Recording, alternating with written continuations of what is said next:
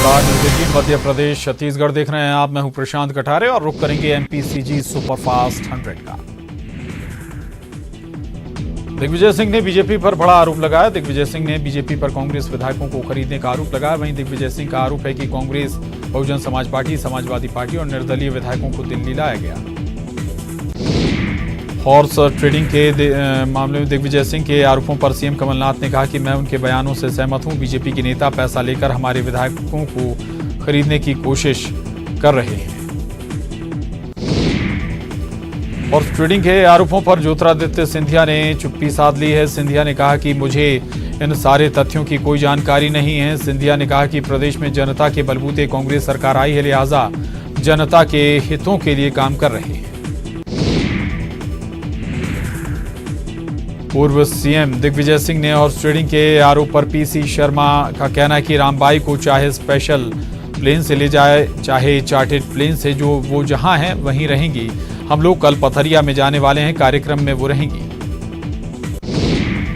Horse trading मामले में कांग्रेस विधायक बैजनाथ कुशवाहा ने बड़ा खुलासा किया। बैजनाथ कुशवाहा ने बताया कि बीजेपी की तरफ से मिले ऑफर की जानकारी मंत्री गोविंद सिंह को दी है। उन्होंने कहा कि भिंड के पास के नेता प्रमोद शर्मा ने पूर्व मुख्यमंत्री शिवराज सिंह चौहान, केंद्रीय मंत्री नरेंद्र सिंह तोमर और पूर्व मंत्री नरोत्तम मिश्रा के नाम पर 25 करोड़ रुपए नगद लेने या फिर मंत्री पद लेने की पेशकश की थी।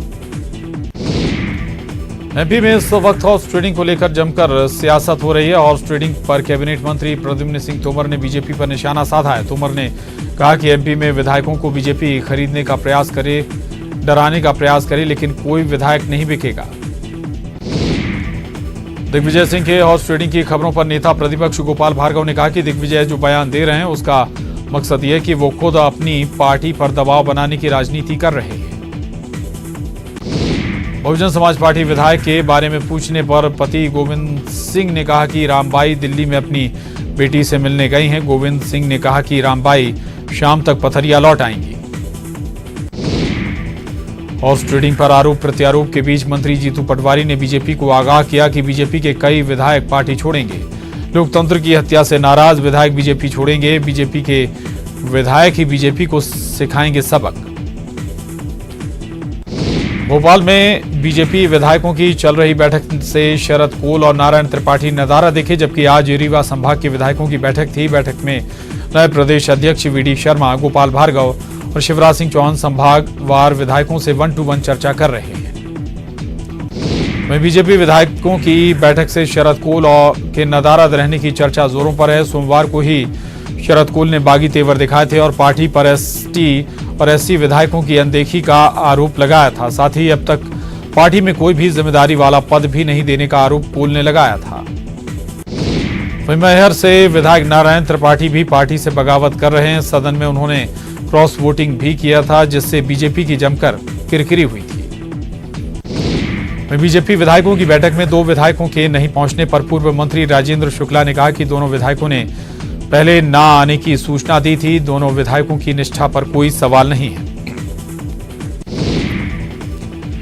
गुना के बमोरी थाना क्षेत्र में एक आदिवासी लड़की के साथ गैंगरेप का सनसनीखेज मामला सामने आया। मामले में 2 आरोपी सूरज केवट और कल्ला केवट को पुलिस ने गिरफ्तार कर लिया। 19 वर्षीय आदिवासी किशोरी का गांव में ही बंधक बनाकर रेप किया गया था।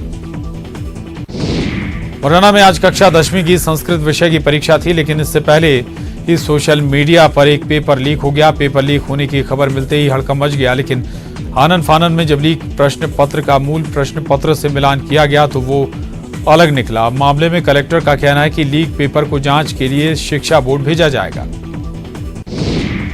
वहीं पेपर लीक होने की खबरों पर मुरैना कलेक्टर का कहना है कि लीक पेपर को जांच के लिए शिक्षा बोर्ड भेजा जाएगा।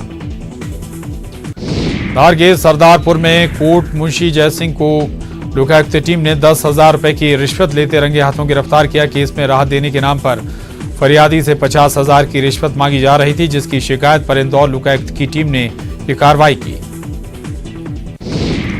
बीजेपी के विरोध के बाद वीआईपी रोड पर लगे आईफा के काले झंडे हटा दिए गए हैं, जिनको लेकर कल बीजेपी ने पर्यटन कार्यालय पर विरोध प्रदर्शन किया था। बीजेपी ने आईफा के काले झंडों को मनहूसियत का प्रतीक बताया था। कमलनाथ कैबिनेट की आज बैठक हुई, जिसमें कई बड़े फैसले लिए गए। नजूल की जमीन पर बनी अवैध कॉलोनियों को वैध करने पर मुहर लगाई गई। भोपाल में बावड़िया कला में आज सीएम कमलनाथ ने प्रदेश के सबसे बड़े केंद्रीयकृत रसोई घर अक्षय पात्र किचन का भूमि पूजन किया। इस अक्षय पात्र किचन में एक बार में 50,000 बच्चों का एक साथ भोजन तैयार किया जाएगा। मंडला से कांग्रेस विधायक अशोक मर्सकोले की 5 साल की बेटी का एक वीडियो तेजी से वायरल हो रहा है। वायरल वीडियो में मासूम बच्ची अपने विधायक पिता से मांग मंगवाने के लिए घर के बाहर नारेबाजी कर रही है। और यहां रुकेंगे एक छोटे से ब्रेक के लिए, फौरन लौटेंगे, जाएगा नहीं।